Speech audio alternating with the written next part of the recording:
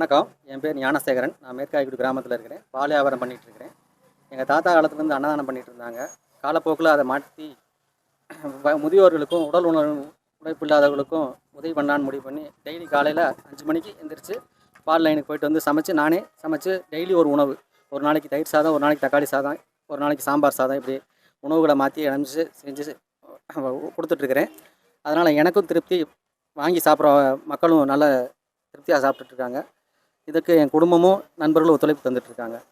இந்த அன்னதானம் மேன்மேலும் வளர எல்லாம் வள இறைவனை பிரார்த்திக்கிறேன்.